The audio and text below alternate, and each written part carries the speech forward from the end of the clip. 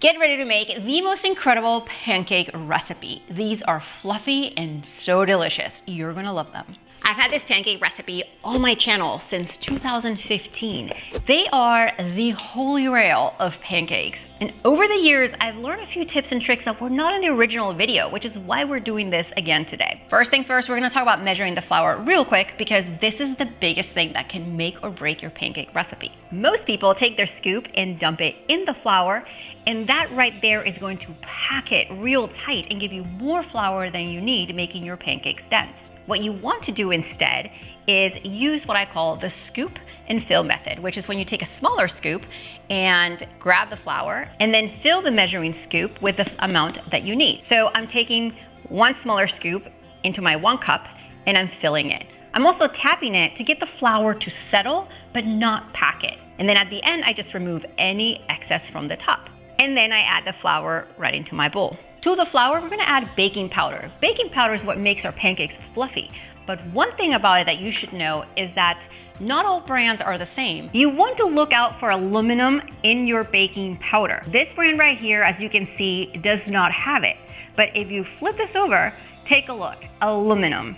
Now, aluminum has a metallic aftertaste that unfortunately tends to give many pancakes an aftertaste that you're wondering, what did I do wrong with my recipe? So make sure that when you're at the store looking for baking powder, you're looking for one that's aluminum free. They're both cost about the same. Now that you know, I'm gonna add the baking powder in my flour. And I'm also going to add a tiniest bit, a pinch of salt and a little bit of sugar. And I'm going to mix these really well. Now onto our wet ingredients. In the middle of my bowl, I'm going to make a well, which just means some space for us to add the rest. I have an egg, which I'm going to crack and place it in there.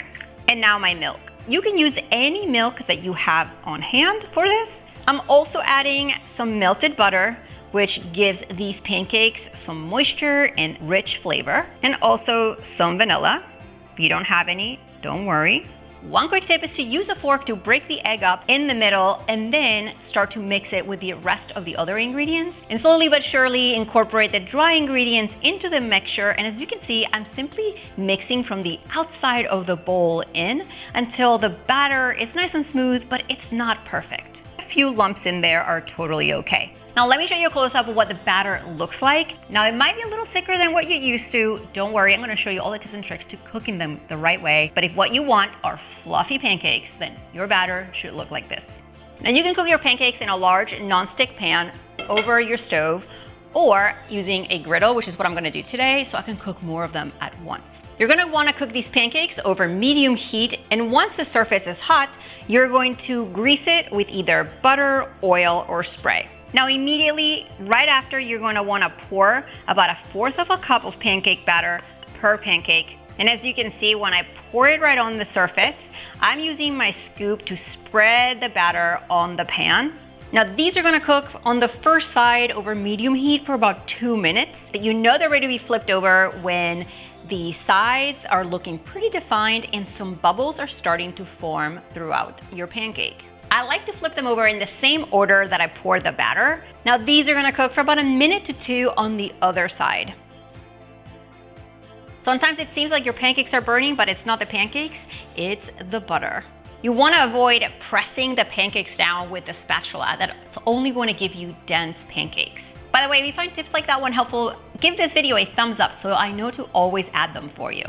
Now these are ready. I'm just going to stack them up nice and high. After a while, your pan or griddle is gonna be too hot to keep cooking pancakes. And you know this because if you grease it with butter or even spray or oil, it's going to darken or burn really quickly. What you wanna do in that case is turn off the heat.